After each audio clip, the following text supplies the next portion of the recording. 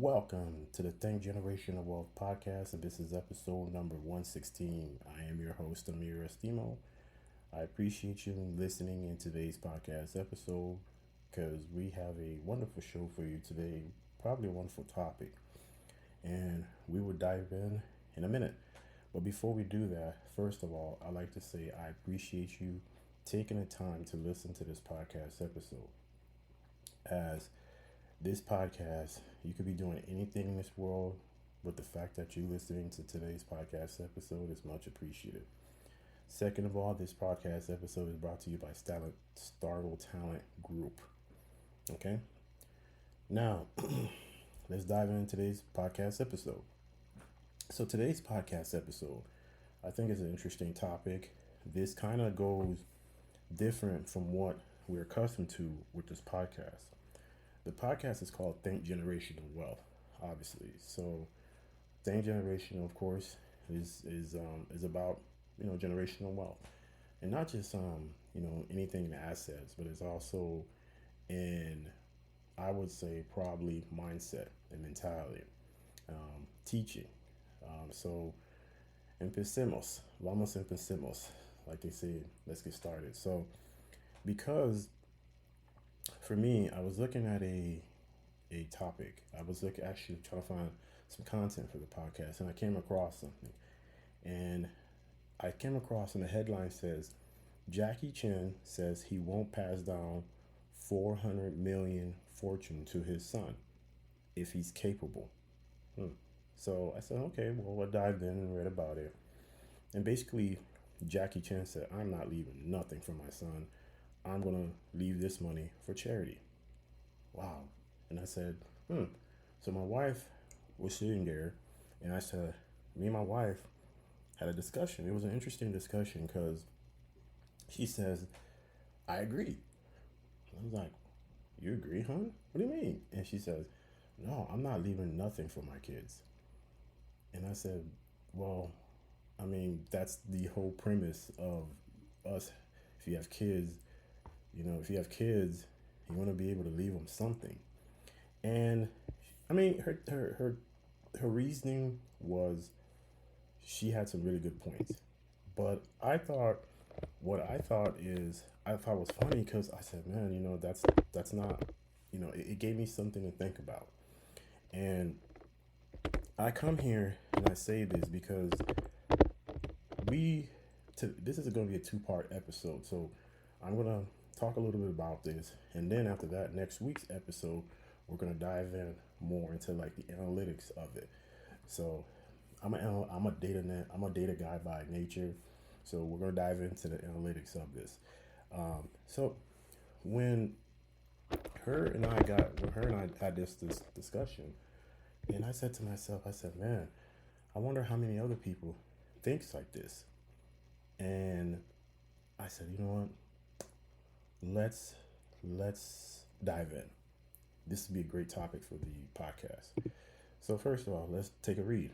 So this is from republicworld.com, and it says Jackie Chan says he won't pass down 400 million fortune to his son if he's capable. Jackie Chan plans on leaving nothing behind for his kids from his massive Hollywood fortune. He also builds his argument in favor of this harsh decision. Jackie Chan has a rather strong stance when it comes to the topic of parenting. The actor's unstable relationship with his two children, that's key there, is known to the public, owing to multiple negative statements the sibling duo has made against their father over the years. Chan recently said that he does not plan on listing his son as a recipient of his hefty Hollywood earned fortune. So here's three things you need to know. 1. Jackie Chan's estimated net worth clocks in at 400 million. 2. Chan has two children, JC Chan, 40, and Etta Nig Chong Lam, 23. Etta Ng Chong Lam recently claimed that her father, Jackie Chan, has abandoned her. Okay. And it goes on, says Jackie Chan does not plan on passing his fortune to his son JC Chan. JC Chan has been rather vocal about his displeasure with how his son Jackie Chan has been rather vocal about his displeasure with how his son JC Chan turned out. In an interview with the international publication, the actor revealed how he believes that JC Chan has no discipline in addition to not knowing how to hold a respectful conversation. He also made clear that as and when the actor will pass away, his son will have no chance of inheriting his fortune. Hmm. So the actor elaborated that his children have him as a father, unlike other people who have to fight their own battles. The 69-year-old actor has relayed how he would rather give away his money to charity as opposed to passing it on to his son. He said if he's capable, he can make his own money. If he is not, then he will be just wasting mine. Wow, that's powerful right there. And goes on to again, Jackie Chan wants his children to make their own fortunes. In an excerpt from his autobiography, Never Grown Up, the Karate Kid actor recalls how he never bought a first plane ticket for his son, although the actor himself flies first class. Explaining his logic, the actor shared how his children simply have the opportunity to fly first class because they are his children. He instead has always tried to ensure that they sit in economy. However, his attentions have inadvertently gets bumped up to first class. His son has always inadvertently gets bumped up to first class. Okay. By virtue of traveling with him, Jackie's son JC Chan is a musician and an actor, not having made his mark as such in either field. Now it talks about the daughter. Etta In Chong Lam claims Jackie Chan abandoned her. Etta In Chong Lam is Jackie Chan's estranged daughter. The two have a strained relationship since her birth, as she was conceived as a result of the actor's extramarital affair. So we're not going to get too much into that. Obviously, that's something else. Okay. But anyways, I so two things like the two things to take away here. Okay. One, of course, we see that he does not have a good relationship with his kids, either or. But it looks like with his son, he may be a little bit more closer to his son than the daughter. So the interesting thing he says is his children need to learn how to make their own money. Otherwise, they will be wasting his. They got to be capable. So, capable, not learn, but capable is if you can work, if you can walk, talk, listen, run, you can go make some money on your own.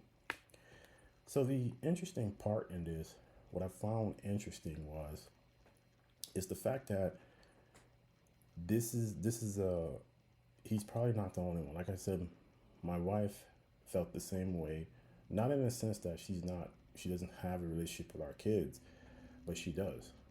The Her mindset is that if I have to work hard, I'm gonna teach you, but then you have to go work hard and make your own. Okay. Now here's another example.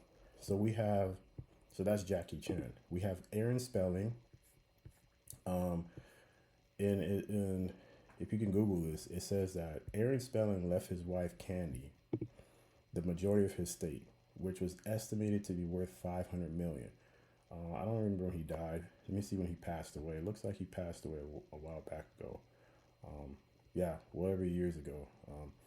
But it says the majority of his Aaron Spelling's estate went to his wife Candy Spelling after he died of whatever in 2006, and he left his daughter Tori with nothing.